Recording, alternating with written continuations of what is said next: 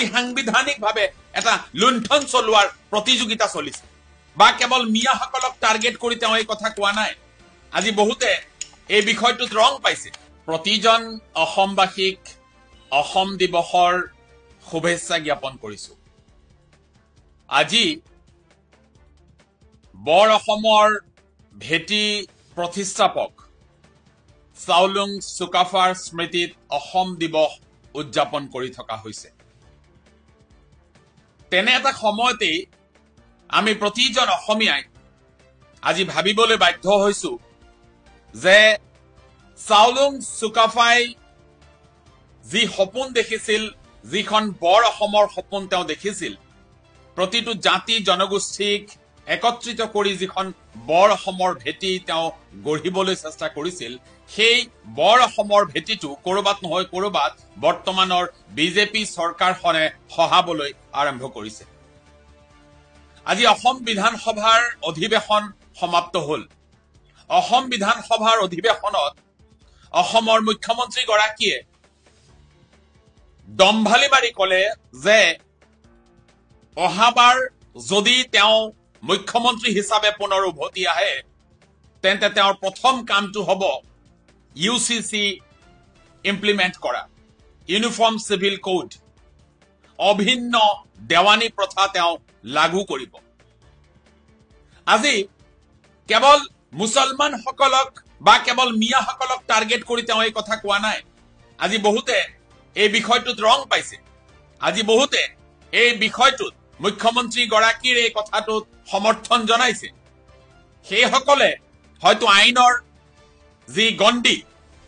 সাংবিধানিক যি কথা বতৰাবোৰ সেই সম্পৰ্কে তেওঁলোকৰ জ্ঞান তেনেই সীমিত অথবা শূন্য আজি মুখ্যমন্ত্ৰী গৰাকীয়ে যি কথা কৈছে যে অভিন্ন দেৱানী প্ৰথা লাগু কৰিব এই কথাই কেৱল মুছলমানৰ ধৰ্মীয় অনুভূতিত আঘাত কৰা নাই এই ৰাজ্যখনত বসবাস কৰা জনজাতিসকলক যি অধিকাৰ জনজাতিসকলৰ যি আইন সেই আইনতো আঘাত কৰিব আজি অসমৰ বিভিন্ন জনগোষ্ঠী সমূহৰ মাজত তেওঁলোকৰ নিজাববীয়া ধৰ্মীয় ৰীতি নীতি সম্পন্ন কৰা হয় বিবাহৰ ক্ষেত্ৰত বিচ্ছেদৰ ক্ষেত্ৰত সম্পত্তিৰ ক্ষেত্ৰত অথবা উত্তৰাধিকাৰী ক্ষেত্ৰত আজি এই গোটেই বিষয়সমূহ সামৰি যি অভিন্ন দেৱানী প্ৰথা লাগু কৰা কথা কোৱা হৈছে এই কথাটোৱে সামগ্ৰিকভাৱে অসমৰ বিভিন্ন জাতি জনগোষ্ঠীৰ লগতে মুছলমানসকলৰ যি ধৰ্মীয় ৰীতি নীতি আৰু আচাৰ তাৰ ওপৰত মুখ্যম আঘাত কৰিব মুখ্যমন্ত্ৰী গৰাকীয়ে যি ইউচিচি লাগু কৰাৰ কথা কৈছে এই ইউচিচি লাগু কৰিলে জনগোষ্ঠীয় যিসমূহ আইন আছে সেই আইনসমূহ আওপকীয়াকৈ বাতিল কৰা হ'ব আজি যিসকলে স্বায়ত্ত শাসন দাবী কৰিছে অথবা যিসকলক স্বায়ত্ত শাসন দিয়া হৈছে ইউচিচি লাগু হোৱাৰ পিছত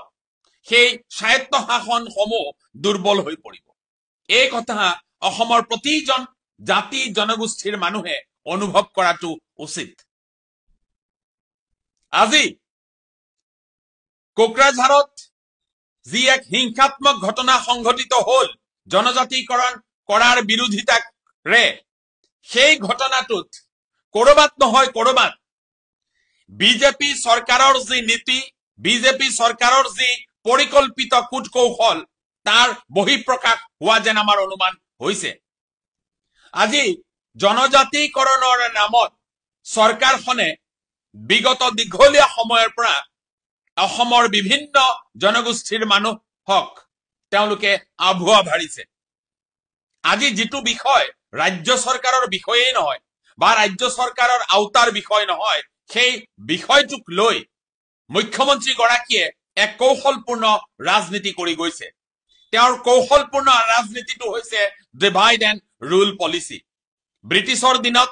এই যে ডিভাইড এণ্ড ৰুল পলিচি সেই পলিচিকে কৰবাত নহয় কৰবাত অসমৰ মুখ্যমন্ত্ৰী গৰাকীয়ে অসমতো ইমপ্লিমেন্ট কৰিবলৈ চেষ্টা কৰিছে আজি আমি যদি এই জনজাতিকৰণৰ যি বিষয়টো এই বিষয়টোৰ যদি আমি অতীতলৈ উভতি যাওঁ তেন্তে আমি দেখিম যে 2016 চনত অসম ভূমিত অসমৰ আহি প্ৰধানমন্ত্ৰী নৰেন্দ্ৰ মোদী ডাঙৰীয়াই বৰ ডাঙৰ ডাঙৰ শব্দ প্ৰয়োগ কৰি তেওঁ কৈছিল যে